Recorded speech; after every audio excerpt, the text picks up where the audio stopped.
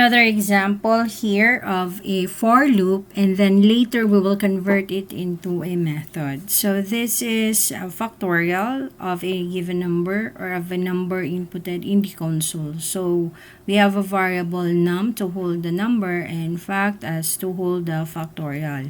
And we ask now input from the user and get that input through the console and place it to num. Now we get the factorial of a number, but before that, let us understand first what is a factorial. We have here, when you say factorial, the formula is n factorial equals n times n minus 1 times n minus 2 times n up to the last value of n. So that's the simple meaning of a factorial. So if we have 1 factorial of 1, that will give us a value of 1. 2 factorial of 2, that will just be 2 times 1 equals 2. And factorial of 3 will just be as simple as 3 times 2 times 1, which is 6. So if we will strike now 5, that will give us 120. So going back, we will run the program and we will strike 5 and it will give us 120, but it does not show to us the process of the computation, which is 5 times 4 times 3 times 2 times 5. That's how you're going to get the factorial. You input 5 and you're going to get the factorial of 5 up to the value of 1. Same with the rest. So we have here another example, and this is still factorial, but we get the input from the user using a JOptionPane input dialog property of the JavaX swing. So we have first the variable snum that will get the input from the user of that JOptionPane input dialog, and we label it as enter any positive number. And then we get the equivalent integer value of that input, and we place it to num variable. We also have fact as our first value of our factorial, which is 1 to hold factorial. So this will serve as a result of the factorial of the value that we have, the value that given. And then output also is initialized as an empty string, and this is where we place now the factorial equation of a given n. So it's an empty string. So the for loop, of course, since factorial would only compute now the value given. So let's say, for example, it's 5. Therefore, the value that will be the factorial would only be 1 times 2 times 3 times 4 times 5, or depending on what's the value of the number. If it's 10, then that would be 1 times 2 times 3 times 4 times 5 times 6 times 7 times up to 10. So that's how it computes a factorial. In other words, so we have factorial as the result, the value that would hold the result. Then we have I. And knowing that I will travel from, so if we input 2, then the value of our I will be from 1 to 2. If we input 10, if our num is 10, the value of our I again will be from 1 to 10. Okay, so that's why we have here fact as the variable that will hold the result, the formula for factorial, and the value of I, which is from 1 up to the input given. And we have here, if I is not equal to num, which is the highest value of I, or the highest value of the last value of I, then we will get the output. We will get the equation for the factorial. That is multiplication symbol, then the value of the highest value, which is the value of input. Let's say, for example, 10 minus I, and the value of our I at first looping is 1. So 10 minus 1, that would be 9. So the value of this equation will be from top to the lowest. Why is it that we did not include now the highest value of num? Because that will give us a 0 result. So if we reach already to the last value, for example 5, then that will become, this one will become 0, because that will become 5 minus 5, and we would like to avoid the instance of getting 0 because that's not included in the factorial equation. So in other words, to exclude now 0, we only get the value of num minus I, so long as I is not equal to your input. Okay, and then the result, our initial input, which is num, and then the collected value of output, the output, and then factorial word, and the result of the factorial. So let us run the program. Okay, so I input 5, and it gives me now the equation. So this one here is the result of this variable, not variable, but equation, and the factorial is the one, this one is the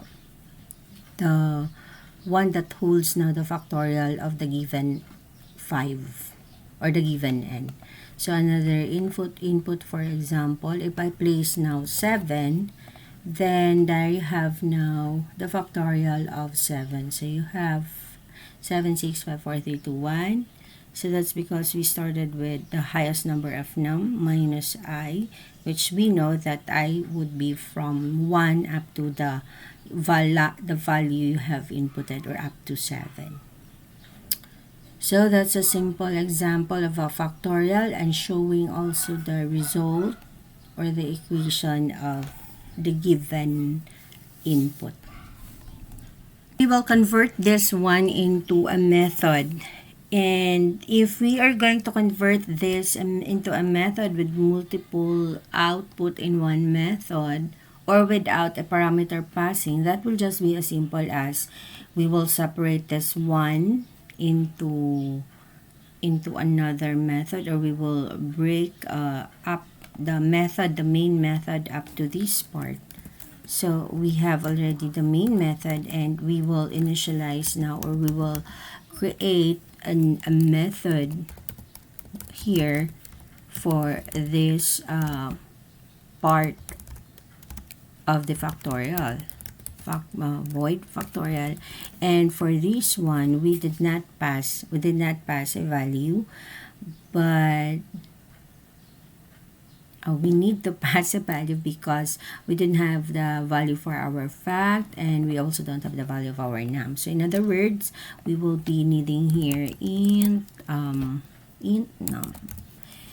Alright, so there you have 2 parameters as well as int fact. So this is also our 2 parameters in order to process this one, but we will not return any value, or will not pass or give back any value to the main method. And we will now call this factorial and assign a value to this 2 parameter of our factorial method. So that would just be as simple as factorial, and then pass now the value of our num. That's just a simple pass the value of our num here as the input of the user, and the fact. So there you have, this is the method, and once this one will be processed, it will be proceed to this method, and then ends now the program. So let us see. Okay, so we will input 5, and then it gives us a factorial. Okay, and then let's say we will input 7, and then there you have now the factorial of 7. So this is the method, this is the parameter, and we did not return any value. All we need to do is perform the method factorial, and this is the method factorial. But if we will return a value and display a result or give back the result, then that would be another story.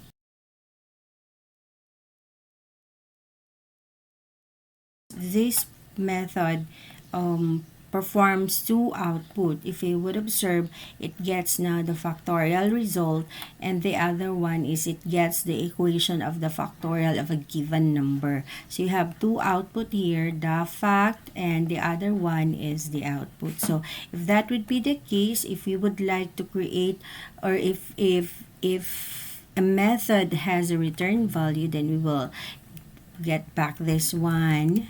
We will pass it back to our main method, and we will break this two method into two methods. One is to generate factorial, and the other one is for generating the output. So we will have another method, and that's the displaying of the output. So public static, and the output is a string. So public static string, and then display. And do we need to pass a value of a string? Yes, there is a value to pass for a string, and that is this one. All right, this is oops. Yes, this is. There you have the display, but okay, we will do it little by little. So it will process now the num, but we will not include here the fact. So therefore, we will have int num, okay, to process now num. And at the same time, we are going to return output as the return value. Okay, so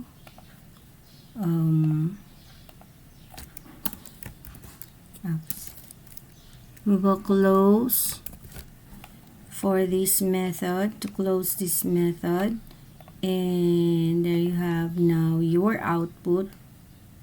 We did not define the output.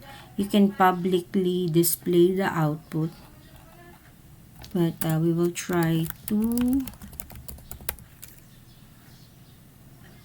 define our output in this part within the body of the program. So it's already okay, our display, and it will return the output, the equation. And this one is, it will return the factorial of a given input. So return now, return fact. Okay, so there you have your fact, but the error is because our factorial is void, so we have to convert it first to integer. Now we can return a value of factorial. So this is the one we process, the one we get, the one we compute. Therefore, that would also be the one that we're going to pass to another variable once this method will be called out. So we have another variable. So let's rename this one. This is already the result value. The fact is the one we perform for this factorial. So the variable fact here is the one we process to get the factorial, and the output will be on another variable. So for example, int fact f result equals, so that's now our factorial, and we will put it to f result. So once we process this method, it will get now the f result.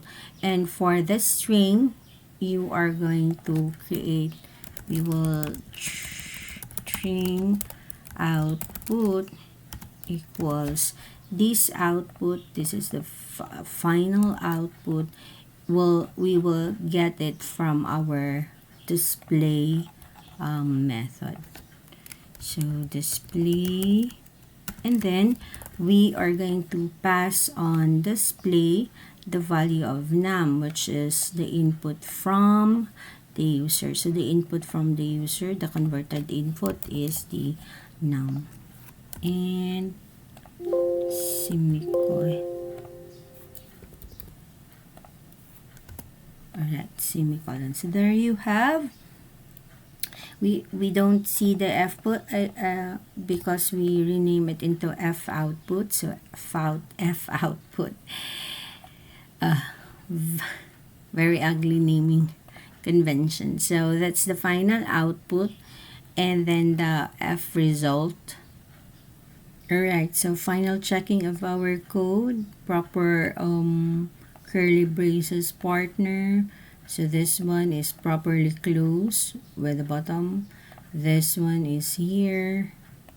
And for this one, okay, it has now correct curl braces for the closure. So let us see the final output of this method, factorial, from a loop to a method structure. Okay, so we will input now, for example, 7. There you have. It performs the output, and at the same time, it computes now the result of the factorial of 7. Another testing. If we will input 10, there you also have a factorial of 10. That's from 10 to 1. And it also gives the result of the factorial of 10. So that's how you are going to output now. So that's our method which return a value and which have a parameter passing or a parameter